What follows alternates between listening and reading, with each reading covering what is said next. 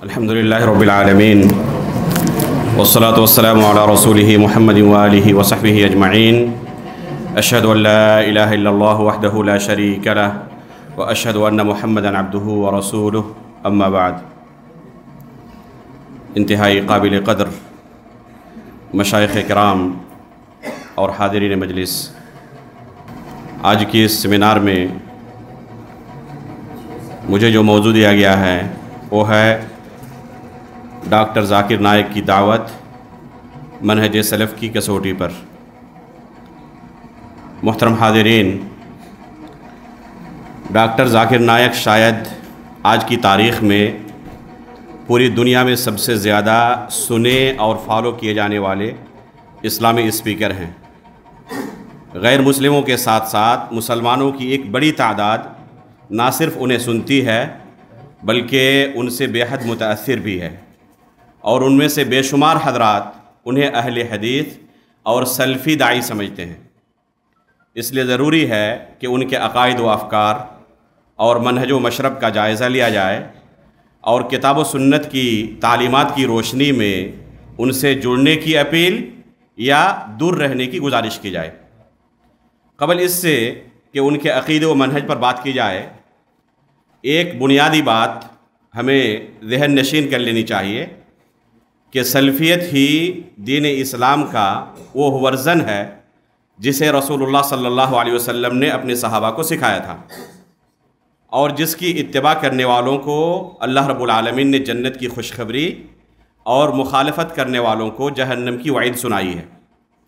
کتاب و سنت دونوں میں ہمیں اسی دین کی اتباع کا حکم دیا گیا ہے۔ صحابہ اکرام نے تابعین تک یہی دین و منہج پہنچایا تھا، اور انہوں نے تبع تابعین تک اس طرح نسلاً بعد نسل یہ منہج ہم تک پہنچا ہے۔ دوسرے لفظوں میں یوں کہا جا سکتا ہے کہ سلفیت سے مراد وہ دین ہے جسے اللہ رب العالمین نے نبی صلی اللہ علیہ وسلم پر نازل کیا تھا، اور جس دین کے علاوہ کوئی دوسرا دین اس کے یہاں قابل قبول نہیں ہے۔ اس لیے سب سے پہلے اس بات کا واضح ہونا بہت ضروری ہے کہ سلفیت کی اتباع کرنا یہ کوئی اختیاری چیز نہیں ہے بلکہ لازمی اور حتمی چیز ہے، اور اس کی مخالفت اصل اور اوریجنل دین کی مخالفت ہے جس کی قطعاً کوئی گنجائش نہیں ہے۔ اس مقدمے کو سمجھنے کے بعد دوسرا اہم نقطہ ہمیں یہ سمجھنا ہے کہ صحابہ اکرام کے زمانے سے لے کر ہی اسلام کے نام سے منسوب گمراہ جماعتوں کا ظہور شروع ہو چکا تھا، اور آہستہ آہستہ بعد کے زمانوں میں ان جماعتوں میں اضافہ ہی ہوتا رہا ہے۔ ہم ان فرقوں کی تکفیر نہیں کرتے، البتہ رسول اللہ صلی اللہ علیہ وسلم کی صراحت کے مطابق انہیں گمراہ ضرور سمجھتے ہیں، اور مانتے ہیں کہ نبی صلی اللہ علیہ وسلم نے انہیں جہنم کی وعید سنائی ہے۔ واضح ہو کہ یہ گمراہ فرقے اپنے آپ کو گمراہ نہیں کہتے ہیں بلکہ اپنے کو ہی صحیح اسلام کا متبع تصور کرتے ہیں۔ یہ بھی غیر مسلموں میں، یہ گمراہ فرقوں کی بات کر رہا ہوں، یہ جو گمراہ فرقے ہیں یہ بھی غیر مسلموں میں دعوت کا کام زور و شور سے کرتے ہیں، لوگوں کو اسلام کی طرف دعوت دیتے ہیں، بلاتے ہیں، اور ان کی محنت سے بھی بہت سارے لوگ اسلام قبول کرتے ہیں، اسلام کے اندر داخل ہوتے ہیں۔ اسے ایک مثال سے سمجھیں۔ افریقی ممالک کے اندر شیعہ حضرات اپنے مذہب کی نشر و اشاعت میں بہت زیادہ سرگرم ہیں۔ چونکہ یہ ممالک غریب اور فقیر ہیں اور پیسوں کی انہیں ضرورت کافی زیادہ رہتی ہے، تو اس طرح پیسے کے بل پر اپنی دعوت کی نشر و اشاعت میں بہت زیادہ انہیں کامیابی ملتی ہے، اور بہت سارے حضرات ان کی دعوت سے اسلام میں داخل ہوتے ہیں، لیکن کس اسلام میں؟ مذہب شیعہ کے اندر۔ یہ کلمہ تو پڑھتے ہیں اور اپنے آپ کو مسلمان ہونے کا دعویٰ کرتے ہیں، اسلام کے اندر داخل ہو گئے کفر کو چھوڑ کر، لیکن کس اسلام کو انہوں نے قبول کیا؟ مذہب شیعہ کو۔ یہاں سوال یہ پیدا ہوتا ہے کہ شیعوں کے ان جہود کو دیکھ کر کیا ان کی دعوت کی حمایت کرنی چاہیے یا مخالفت کرنی چاہیے؟ اگر کوئی اپنے آپ کو اہل حدیث اور سلفی کہتا ہے اور منہج سلف سے واقف بھی ہے تو قطعاً اس سے یہ توقع نہیں کی جا سکتی کہ وہ اسلام قبول کرنے والوں کے اعداد و شمار کو دیکھ کر دھوکے میں آ جائے اور شیعوں کی دعوت کی بھی حمایت کرنے لگے، بلکہ اس سے یہی امید ہے کہ حتی الامکان اس دعوت کی وہ مخالفت کرے گا اور لوگوں کو شیعوں سے بچنے اور ان سے دور رہنے کی ہی تلقین کرے گا۔ اب اس مقدمے سے ہمیں یہ بالکل پتہ چل چکا ہے کہ اعداد و شمار بہت زیادہ اہمیت نہیں رکھتے،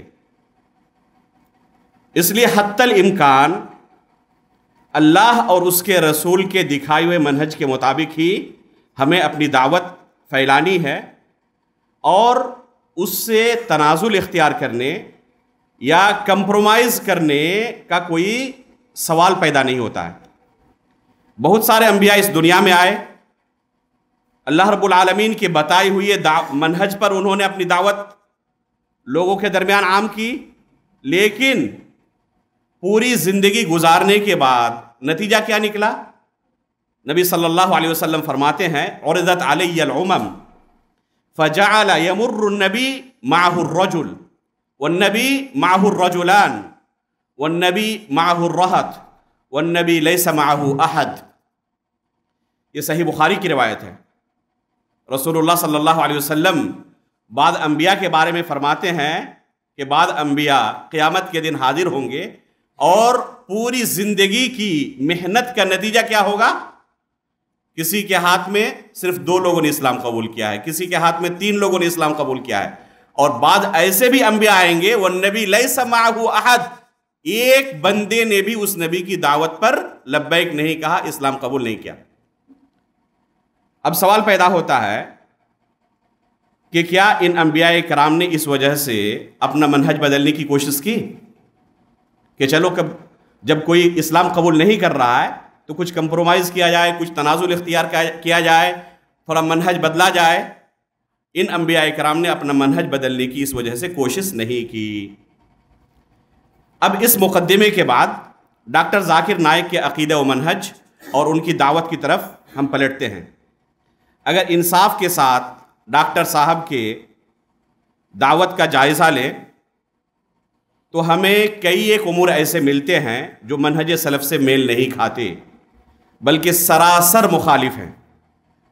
آگے ہم آپ کے سامنے چونکہ وقت کم ہے چند اہم ایسی چیزوں کا تذکرہ کرنے جا رہے ہیں جو ڈاکٹر صاحب کی دعوت میں منہج سلف سے بالکل ہی مخالفت نظر آتی ہے اور منہج سلف سے یہ امور میل نہیں کھاتے۔ پہلا اعتراض ڈاکٹر صاحب کی دعوت پر یہ ہے کہ انہوں نے طلب علم سے پہلے نشر علم کے لیے میدان دعوت میں قدم رکھا۔ دنیا کا ہر کام بحسن و خوبی انجام دینے کے لیے اس کے متعلق علم حاصل کرنا ضروری ہے۔ بغیر علم کے دنیا کا کوئی چھوٹا سے چھوٹا کام انجام دینا ممکن نہیں ہے۔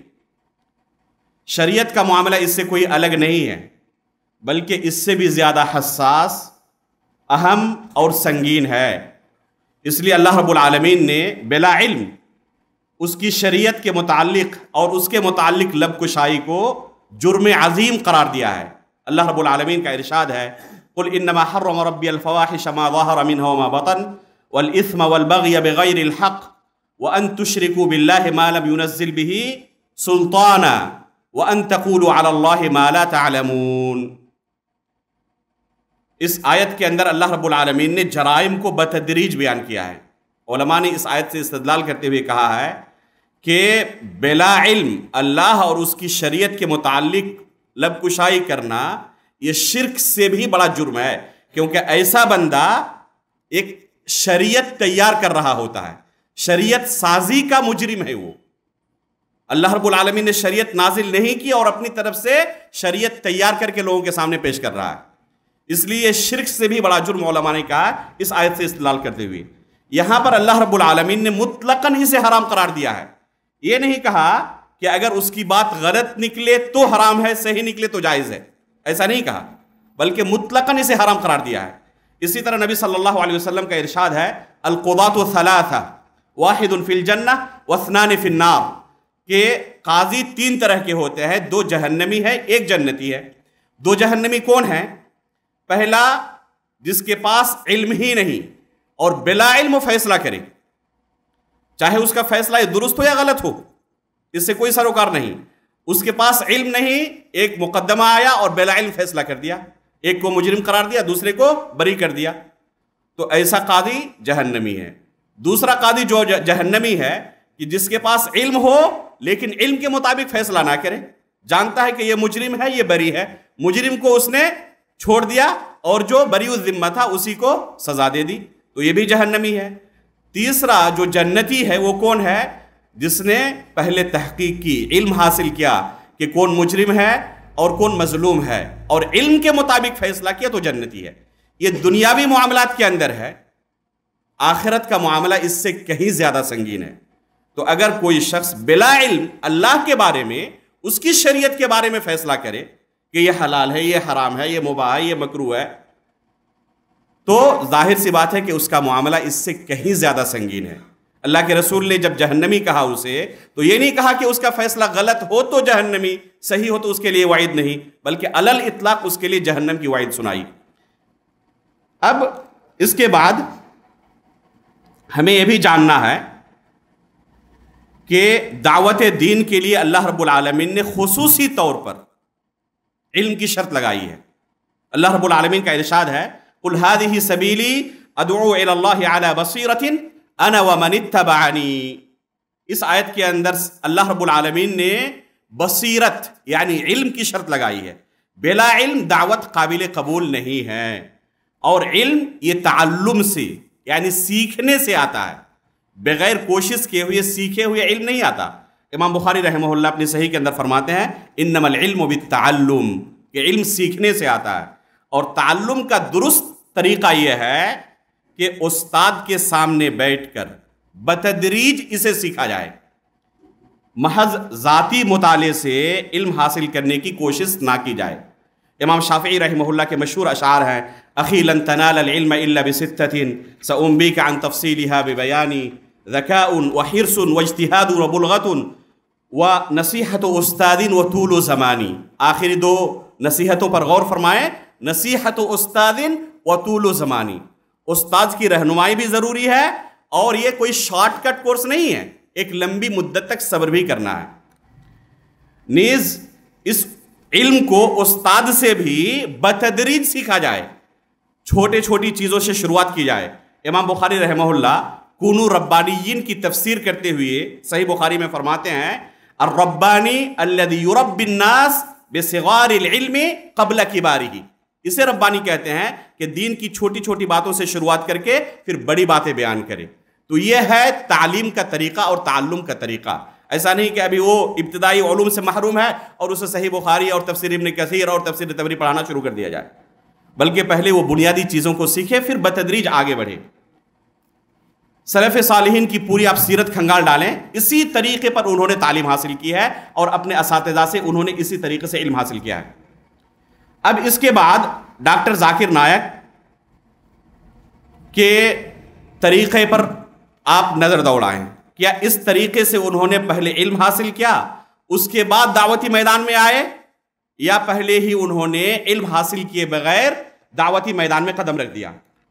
چنانچہ آپ پائیں گے کہ انہوں نے جو دین کا بنیادی علم ہے، شریعت کا بنیادی علم ہے، جیسے نحو ہے، صرف ہے، عربی زبان ہے، عقیدہ، تفسیر، حدیث، مصطلح، فقہ، تفسیر، اصول تفسیر وغیرہ، ان چیزوں کے بنیادی علوم سے بھی یہ واقف نہیں، اور نہ انہوں نے اس طریقے سے تعلیم حاصل کرنے کی کوئی کوشش ہی کی۔ اپنے خطابات میں آیات اور احادیث پڑھنے کی جگہ ان کی نمبرنگ سے کام چلانا شروع کیا، جسے لوگوں نے ان کی ذہانت سمجھا، حالانکہ ان کی یہ مجبوری تھی۔ ان کے پاس یہ صلاحیت نہیں تھی کہ عربی متون کو صحیح تلفظ سے قراءت تک کر سکیں، اور نہ انہیں پڑھنے کی صلاحیت ہی رکھتے تھے۔ تفسیر، حدیث، عقیدہ، فقہ اور دوسرے علوم کے بنیادی مصادر تک رسائی تو بہت دور کی بات ہے، ڈاکٹر صاحب ان کتابوں کے نام سے بھی واقف نہیں، نہ پڑھنے کی صلاحیت اور نہ سمجھنے کی صلاحیت۔ اب ظاہر سی بات ہے کہ اساتذہ سے شریعت کی ان بنیادی علوم و فنون کا علم حاصل کیے بغیر کتاب و سنت کو صحیح طریقے سے جب سمجھنا ہی ممکن نہیں تو لوگوں کو صحیح دعوت دینا کہاں سے ممکن ہو سکتا ہے؟ سلف صالحین کا اس بارے میں آپ متفقہ منہج پائیں گے کہ ان کے زمانے میں بھی بعض لوگوں نے اسی طریقے سے لوگوں کے درمیان نشر علم کی کوشش کی۔ امام مسلم رحمہ اللہ نے اپنی صحیح کے مقدمے کے اندر اسے تفصیل کے ساتھ ذکر کیا ہے۔ ابو الزناد رحمہ اللہ جو تابعین میں سے ہیں، ان کا قول نقل کیا ہے، ادرکت بالمدینۃ مئۃ کلہم مأمون لا یؤخذ عنہم العلم یقال لیس من اہلہ۔ کہتے ہیں کہ مدینے کے اندر میں نے 100 لوگوں کو، جس سے کثرت تعداد بیان کرنا مقصود ہے، کہتے ہیں کہ 100 لوگوں کو پایا جو امانت دار تھے، یعنی متقی اور پرہیزگار تھے، اس کے باوجود ان سے علم نہیں لیا جاتا تھا۔ یہ لوگوں کو سکھانا چاہتے تھے دین، لیکن لوگ بھاگتے تھے اس زمانے میں، صحابہ اور تابعین کے زمانے میں۔ کیوں؟ یقال لیس من اہلہ، کہا جاتا کہ یہ اہل علم میں سے نہیں ہے۔ خطیب بغدادی رحمہ اللہ نے امام مالک رحمہ اللہ سے نقل کیا ہے الکفایہ کے اندر کہ آخر جب یہ خود سکھانا چاہتے تھے لوگوں کو دین تو ان سے کیوں علم نہیں لیا جاتا تھا؟ امام مالک رحمہ اللہ فرماتے ہیں اس کی وجہ یہ ہے کہ انہوں نے کتابوں سے اس علم کو رٹ لیا تھا، اساتذہ سے نہیں سیکھا تھا، یہ ان کا جرم تھا۔ لہذا آج بھی اگر کوئی اسی طریقے سے طلب علم سے پہلے نشر علم کی کوشش کرے تو ان کے ساتھ بھی وہی طریقہ اپنایا جائے گا جو سلف صالحین نے اپنایا تھا۔ دوسرا یہ اعتراض ڈاکٹر صاحب پر یہ ہے کہ اہل بدعت سے علم حاصل کرتے ہیں اور لوگوں کے مابین اہل بدعت کو پروموٹ کرتے ہیں۔ اہل سنت والجماعت کا یہ متفقہ اصول ہے کہ اہل بدعت سے نہ علم لیا جائے گا، نہ ان کی تعظیم و توقیر کی جائے گی، اور نہ لوگوں کو ان کے ساتھ جڑنے کے لیے ابھارا جائے گا، بلکہ جہاں تک ممکن ہو سکے لوگوں کو ایسے لوگوں سے دور رہنے کی تلقین کی جائے گی۔ اللہ کے رسول صلی اللہ علیہ وسلم کی حدیث ہے، فرماتے ہیں ان من اشراط الساعہ ان یلتمس العلم عند الاصاغر، کہ قیامت کی نشانیوں میں سے یہ ہے کہ اصاغر سے علم حاصل کیا جائے گا۔ امام عبداللہ بن مبارک رحمہ اللہ نے اور دوسرے سلف صالحین نے جیسے کہ امام شاطبی رحمہ اللہ نے بھی بیان کیا ہے کہ اصاغر کا معنی بیان کرتے ہوئے کہتے ہیں اس سے مراد اہل بدعت ہے۔ تو اہل بدعت سے علم حاصل کرنا اللہ کے رسول نے قیامت کی نشانیوں میں سے بیان کیا ہے۔ امام ابن بطہ العکبری رحمہ اللہ نے الابانہ کے اندر اور امام لالکائی رحمہ اللہ نے شرح اصول اعتقاد اہل سنت والجماعہ، ان دونوں کتابوں کے نام یاد رکھیں، اس لیے کہ آپ پائیں گے بہت سارے لوگوں کو ان دونوں کتابوں پر خصوصی طور پر وہ کیا کرتے ہیں، اٹیک کرتے ہیں۔ جیسے کہ ڈاکٹر زبیر صاحب نے خصوصی طور پر امام لالکائی رحمہ اللہ کی اس کتاب پر کافی زیادہ تان و تشنیع کیا تھا۔ تو امام لالکائی نے اور امام ابن بطہ رحمہ اللہ نے ایک دو نہیں 200 سے زائد ایسے نصوص بیان کیے ہیں سلف صالحین کے جنہوں نے اہل بدعت سے دور رہنے کی تلقین کی ہے۔ یعنی یہ متفقہ ایک مسئلہ ہے اہل بدعت سے دور رہنے کا، ان سے علم نہیں حاصل کرنے کا۔ اب ڈاکٹر ذاکر نائک کی طرف آئیں۔ ڈاکٹر صاحب اہل سنت والجماعت کے اس متفقہ اصول کی دھجیاں اڑانے میں کوئی کسر نہیں باقی رکھتے۔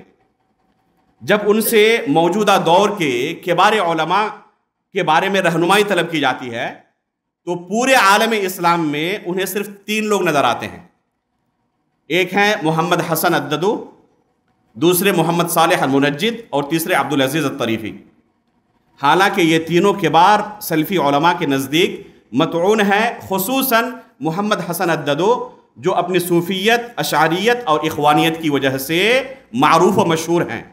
گزشتہ سالوں میں عرب ممالک کے اندر ربیع عربی کے نام سے جو طوفان اور فساد مچا تھا، کئی ممالک تباہ و برباد ہو گئے، لاکھوں بچے یتیم اور عورتیں بیوہ ہو گئی، اس میں اس اخوانی کا بہت بڑا کردار ہے۔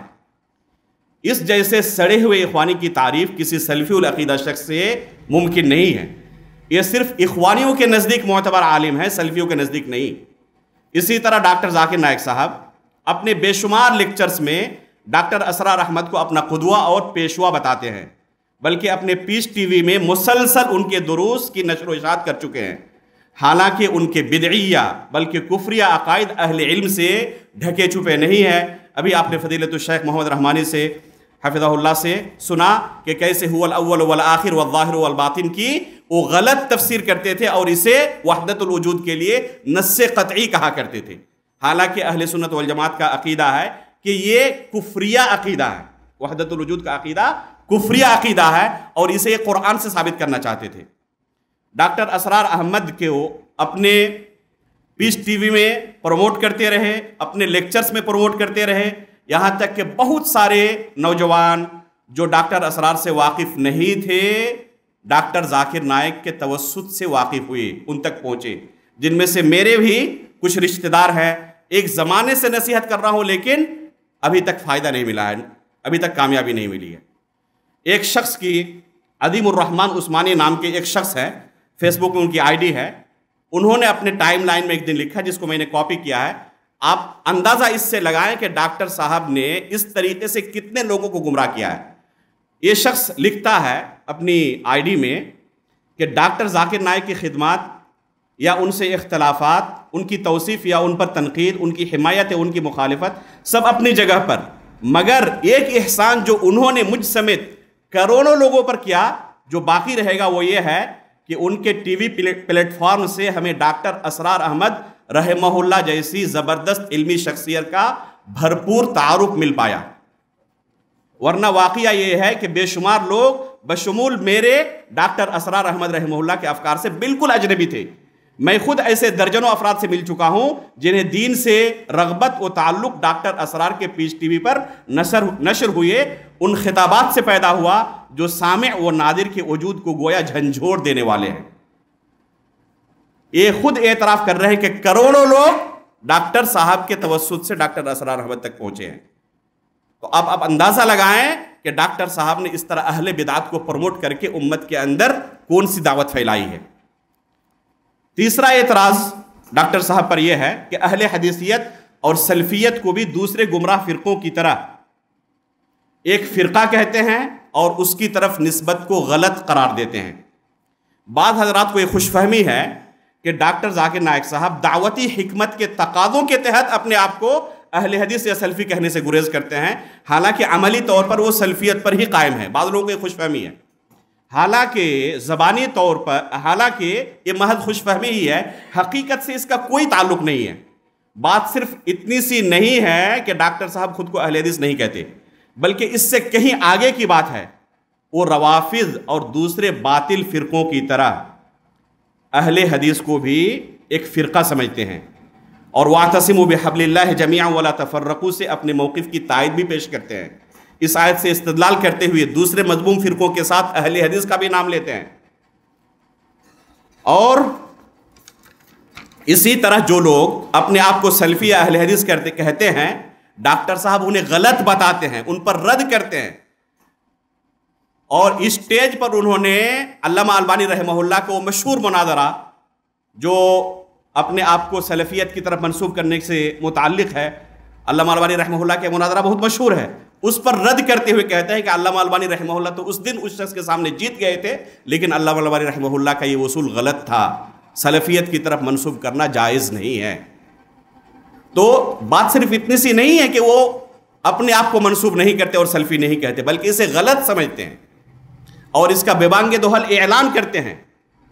چوتھا اعتراض ڈاکٹر صاحب پر یہ ہے کہ تبلیغی جماعت جیسی گمراہ جماعت کی تعریف میں رطب اللسان رہتے ہیں۔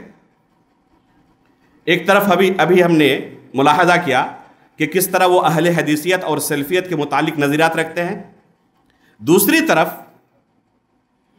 تبلیغی جماعت کے متعلق ان کے جو افکار ہیں وہ حیران کن ہیں۔ چنانچہ ایک ویڈیو کے اندر بتاتے ہیں اس جماعت کی تعریف کرتے ہوئے کہ بہت بڑی جماعت ہے، بہت بہترین تنظیم ہے، کسی قسم کا کوئی فتنہ نہیں کرتی، چند فقہی مسائل میں بس ان سے اختلافات ہمارے ہو سکتے ہیں، لیکن اہل سنت والجماعت میں سے ہی ہے، بہت اچھا کام کرتی ہے۔ کالج کے دنوں میں خود میں 2-3 مرتبہ اس جماعت کے ساتھ جا چکا ہوں، اور یہ جماعت قرآن و حدیث کی ہی دعوت دیتی ہے۔ سعودی عرب نے اس جماعت پر پابندی لگا کر بہت غلطی کی ہے۔ تو اس طریقے سے ایک طرف سلفیت کے اوپر طعن و تشنیع کرتے ہیں اور گمراہ جماعتوں کے متعلق اس قدر ان کے افکار حیران کن اور پریشان کن ہیں۔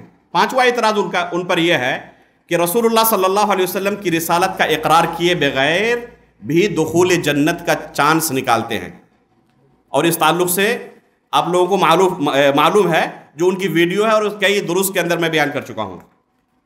چھٹا اعتراض ان پر یہ ہے، اور یہ بہت اہم ہے جس سے بہت سارے لوگ واقف نہیں ہیں، بلکہ جو ان کی حمایت میں لکھتے ہیں وہ اسی چیز کو ہائی لائٹ کرتے ہیں کہ ان کو صرف اس جانب مہارت ہونے کی وجہ سے خاص کر دیا جائے اور ان کی ان خدمات کو قبول کر لیا جائے۔ وہ کون سی خدمات ہیں؟ کہتے ہیں کہ یہ تقابل ادیان کے ماہر ہیں، حالانکہ یہ ان پر اعتراض ہے کہ دوسرے ادیان کے ساتھ تقابل کرتے ہوئے اسلام کے ساتھ ان کی یکسانیت پر زور دیتے ہیں، ان پر رد کرتے ہوئے ان کے بطلان کو واضح نہیں کرتے۔ یہ بہت بڑا اعتراض ہے۔ اس بارے میں بعض سلف نے اجماع تک نقل کیا ہے کہ غیر مسلموں کی کتابوں کو پڑھنا یا تو جائز ہی نہیں ہے، یا جائز صرف دو شرطوں کے ساتھ ہے۔ پہلی شرط یہ ہے کہ پڑھنے والا متمکن عالم ہو، اور دوسری شرط یہ ہے کہ اہل باطل پر رد کرنے کے لیے، دوسرے مذاہب کے بطلان کو واضح کرنے کے لیے وہ ان کتابوں کو پڑھیں۔ صرف دو شرطوں کے ساتھ جائز ہے، اور ڈاکٹر صاحب کے پاس دونوں شرطیں نہیں پائی جاتی۔ کیوں انہوں نے یہ شرطیں لگائیں؟ کیونکہ اگر علم کے اندر رسوخ نہیں ہوگا تو عین ممکن ہے کہ ان کے باطل افکار کو یہ قبول کر لیں اور ان باطل افکار کو اسلامی عقیدہ سمجھ بیٹھیں۔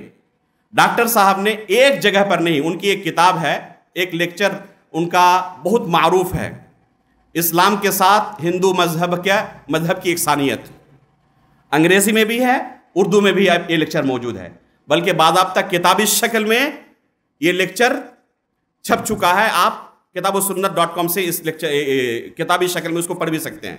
یہاں سے میں نے ان کے کئی ایسے عقائد کو نقل کیا جو حقیقت میں کفری عقائد ہیں یا اہل باطل کے عقائد ہیں، اسلام کی طرف منسوب، جیسے جہمیہ کا فرقہ ہے، معتزلہ کا فرقہ ہے۔ ان باطل اور اہل بدعت کے جو عقائد ہیں، ان عقائد کو انہوں نے ہندو مذہب کے ساتھ یکسانیت دکھاتے ہوئے اسلام کا عقیدہ بار بار کرا ہے۔ ابھی وقت نہیں ہے کہ یہ پڑھا جائے، بس آپ کے ذہن میں یہ نقطہ ڈالنا ضروری محسوس ہوا۔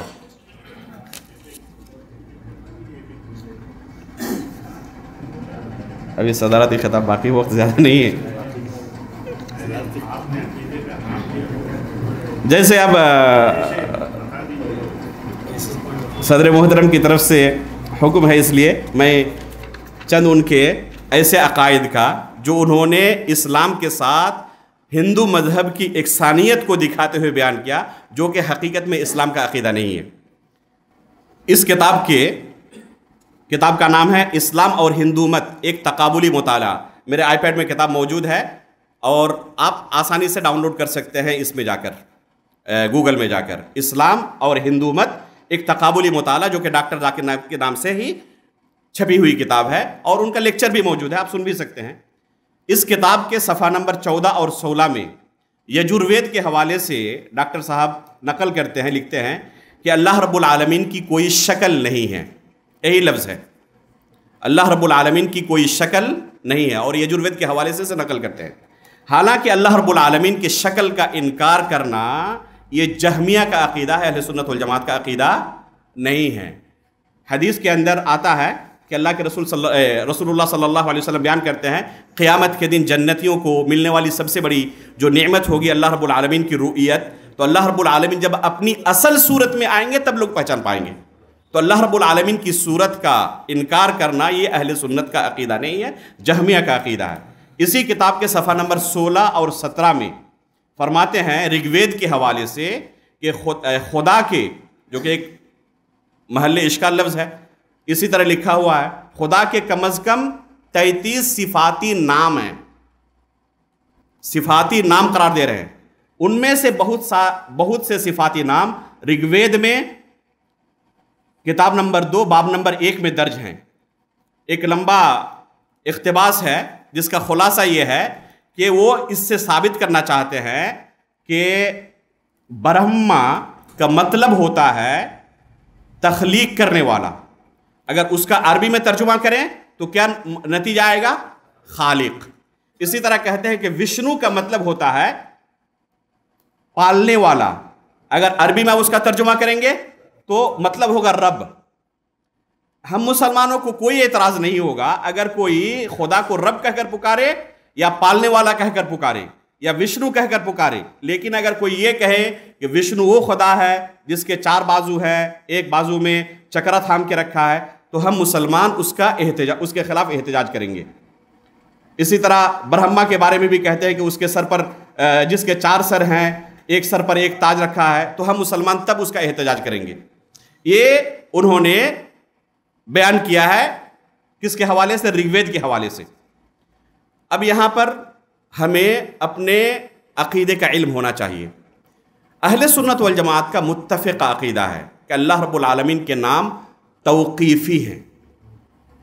اپنی طرف سے معنی بھی اگر درست ہو جائے تو اللہ کا کوئی نام ہم نہیں رکھ سکتے. جیسے اللہ کا نام ہے سمیع، بصیر، اس کا معنی کیا ہے؟ سننے والا، دیکھنے والا. سامع کا کیا معنی ہوگا عربی زبان میں؟ سامع کا معنی بھی سننے والا. کوئی کہے کہ اللہ کا نام سامع ہے جس کا معنی سننے والا ہوتا ہے، درست ہوگا؟ یہ اللہ کے نام میں الحاد ہے جو کہ کفر تک پہنچا سکتا ہے. اگر کوئی کہے کہ اللہ کا نام سامع ہے جس کا معنی سننے والا ہوتا ہے، اللہ کا کوئی نام سامع نہیں ہے، سمیع ہے. تو صرف نام درست ہو جائے تو وہ اللہ کا نام ہو جائے، یہ کوئی ضروری نہیں ہے. اب وہ اللہ کے 33 صفاتی ناموں کو ذکر کرتے ہوئے برہما اور وشنو کو بھی اللہ رب العالمین کا صفاتی نام قرار دے رہے ہیں. یہ درست ہو سکتا ہے؟ تو علم کے اندر اصالت نہ ہو اور ذاتی مطالعے سے کوئی شریعت کو سمجھے تو اسی طرح کی غلطیاں ظاہر ہوتی ہیں. تو یہ ایک نمونہ میں نے پیش کیا. اسی طرح یجوروید سے نقل کرتے ہیں کہ اللہ رب العالمین جسم سے پاک ہے. حالانکہ اہل سنت والجماعت کا یہ عقیدہ نہیں ہے کہ اس لفظ کا ہم انکار کریں. جسم کے بارے میں کیا کہتے ہیں اہل سنت والجماعت؟ کہ یہ لفظ کتاب و سنت کے اندر وارد نہیں ہے. اگر کوئی کہے تو ہم اس سے پوچھیں گے جسم سے تمہاری مراد کیا ہے. اگر وہ کہے کہ جسم سے مراد اللہ رب العالمین کے ہاتھ ہے، پیر ہے، آنکھ ہے، چہرہ ہے، تو ہم کہیں گے کہ اللہ رب العالمین کی صفات ثابت ہے کتاب و سنت کے اندر، اس لیے اس معنی کے لیے اسی لفظ کا استعمال کرو جو اللہ تعالیٰ نے کیا ہے. یہ جسم کا لفظ اللہ نے استعمال نہیں کیا، اس لیے اس لفظ کو چھوڑ دو، اس لفظ کو استعمال کرو. اور اگر وہ کہے جسم سے مراد یہ ہے کہ گوشت، ہڈی اور چمڑے وغیرہ سے اللہ رب العالمین کی ذات ہے، تو ہم کہیں گے کہ یہ باطل معنی ہے، یہ کتاب و سنت کے اندر وارد نہیں ہے. تو اس طرح کے مجمل الفاظ کا اہل سنت والجماعت نہ اقرار کرتے نہ انکار کرتے ہیں. اور ڈاکٹر صاحب یجوروید کے حوالے سے یہ دکھا رہے ہیں کہ اسلام کے ساتھ یہاں یکسانیت ہے. قطعاً کوئی یکسانیت نہیں ہے. تو اس طرح ایک دو نہیں بے شمار چیزیں ہیں جو یکسانیت دکھا رہے ہیں، اور یکسانیت کے چکر میں اسلامی عقیدے کو تہس نہس کر کے رکھ دیا ہے. اس کے بعد جو 7واں اعتراض ان پر ہے کہ اللہ رب العالمین کے بارے میں آنکھ سے دیکھنے کے بارے میں توقف کرتے ہیں. ابھی جو ان کا دورہ ہوا تھا اکتوبر مہینے میں، انہوں نے کیا کہا تھا؟ ہم دیکھتے ہیں آنکھ سے، یہ ان کا لفظ تھا، ہم دیکھتے ہیں آنکھ سے. اللہ تعالیٰ کیسے دیکھتا ہے؟ اللہ عالم. یہ ان کا جملہ تھا، ہم دیکھتے ہیں آنکھ سے، اللہ کیسے دیکھتا ہے؟ اللہ عالم. یہ اگر ہم گرچہ صراحت کے ساتھ نہ کہیں کہ اللہ رب العالمین کے آنکھ سے دیکھنے کا انکار کیا ہے، لیکن کم از کم توقف کیا ہے. اہل سنت والجماعت صراحت کے ساتھ عقیدہ رکھتے ہیں. امام شیخ ابن عثیمین رحمہ اللہ کے الفاظ سنیں، کہتے ہیں کہ اللہ تعالی یبصر بعینیہ کما قال ذلک السلف رحمہم اللہ تعالی. اور اس کے بارے میں میں نے دلیلیں بھی ذکر کی ہے قرآن سے، حدیث سے، اور اسے سلف صالحین سے، کہ اللہ رب العالمین کے بارے میں سلف کا یہ عقیدہ ہے کہ اللہ رب العالمین اپنی دونوں آنکھوں سے دیکھتا ہے. اس کے بارے میں توقف کرنا بھی غلط ہے، انکار کرنا بھی غلط ہے. ایک فرقہ وجود میں آیا تھا واقفہ کا، جو قرآن کے بارے میں کہتے تھے جس طرح اہل سنت والجماعت کہتے تھے کہ اللہ رب العالمین کا کلام ہے، مخلوق نہیں ہے، اور دوسری جماعت کیا کہتی تھی کہ اللہ رب العالمین کا کلام نہیں ہے بلکہ مخلوق ہے. ایک فرقہ بیچوں بیچ نیوٹرل آیا، ایک ہر زمانے میں پائے گئے دونوں کو خوش کرنے والے، اس طرف بھی کام چل جائے اس طرف بھی کام چل جائے. تو کیا کہتے تھے کہ ہم نہ کہیں گے آپ کے ساتھ ہیں نہ ہم آپ کے ساتھ ہیں، ہم بیچوں بیچ ہیں، نیوٹرل ہیں. تو اس طرح کا بیچوں بیچ کا راستہ اختیار کرنا اور توقف اختیار کرنا جہاں پر اہل سنت والجماعت کا صریح عقیدہ ہو، یہ درست منہج نہیں ہے۔ اسی طریقے سے ان پر 8واں اعتراض ہے کہ جنت میں اللہ رب العالمین کی دیدار کا صرف اعلیٰ درجے کے جنتیوں کے لیے انہوں نے خاص کیا ہے۔ بعض لوگوں کو غلط فہمی یہ ہے، جیسے کہ بعض لوگ ظاہر کرتے ہیں کہ یہ سبقت لسانی کی بنا پر ان سے یہ ظاہر ہو چکا ہے۔ شاید انہیں پتہ نہیں ہے کہ ڈاکٹر صاحب کا یہ پرانا عقیدہ ہے، زمانے سے اسی عقیدے کو اپنے لیکچر میں دہراتے رہتے ہیں، اس لیے آپ پرانے ان کے ویڈیوز دیکھیں، یہی عقیدہ پائیں گے۔ وہ کہتے ہیں کہ اللہ رب العالمین کو جنت میں تمام جنتی نہیں دیکھیں گے، صرف جو اعلیٰ درجے کے جنتی وہی دیکھیں گے، نیچے درجے کے جو جنتی نہیں دیکھیں گے، حالانکہ یہ بالکل باطل عقیدہ ہے۔ تو یہ کوئی سبقت لسانی نہیں تھی، یہ ان کا پرانا موقف ہے۔ اسی طرح 10واں اعتراض یہ ہے کہ اسلام کے بنیادی اصطلاحات سے واقف نہیں ہیں۔ جیسے کہ ابھی ایک یہ آیا تھا، ایک خاتون سوال کر رہی تھی اپنے والد کے بارے میں کہ میرے والد خارجی فکر کے ہیں، خوارج کا عقیدہ رکھتے ہیں۔ تو انہوں نے کیا کہا؟ خوارج مطلب ایگزٹ۔ تو یہ بنیادی چیزیں ہیں اسلام کے متعلق۔ اہل حدیث کے متعلق کیا کہا تھا انہوں نے؟ میں صحیح اہل حدیث ہوں۔ تو سبب تسمیہ کے بارے میں جنہیں پتہ نہ ہو تو ظاہر سی بات ہے کہ سلفیت کے یا دوسرے گمراہ جماعتوں کے مناہج کے بارے میں انہیں علم ہوگا، یہ بہت بعید چیز ہے۔ اور آخری چیز جو میں نے یہاں پر ذکر کی ہے کہ اپنے بیٹے فارق نائک کو اپنے جانشین کے طور پر پرموٹ کرنا، جو کہ منحرفین کو سننے میں اپنے والد سے بھی 2 قدم آگے ہیں۔ چنانچہ وہ خود جب ان کو بیان پوچھا جاتا ہے کہ آپ کن کو سنتے ہیں تو کیا پیش کرتے ہیں؟ کہتے ہیں کہ میں طارق جمیل صاحب کو، طارق مسعود صاحب کو، مفتی تقی عثمانی اور انجینئر علی مرزا کو تھوڑا تھوڑا سنتا ہوں، اور ڈاکٹر اسرار احمد کو سنتے رہتا ہوں۔ تو اپنے والد سے بھی 2 قدم آگے ہیں۔ ہونا یہ چاہیے تھا ڈاکٹر صاحب اگر سلفی العقیدہ ہوتے تو اپنے بیٹے پر پابندی لگاتے، انہیں نصیحت کرتے، لیکن ہمیشہ پروموٹ کرتے رہتے ہیں۔ اس بارے میں سلف کا منہج دیکھیں، میں نے یہاں تفصیل سے لکھا ہے کہ کتنے سلف صالحین نے اپنے قریبی رشتہ داروں پر جرح کیا ہے۔ امام علی بن مدینی نے اپنے والد پر، اسی طرح امام شعبہ نے اپنے بیٹے پر جرح کیا ہے، امام جریر بن عبد الحمید الضبی نے اپنے بھائی پر جرح کیا ہے۔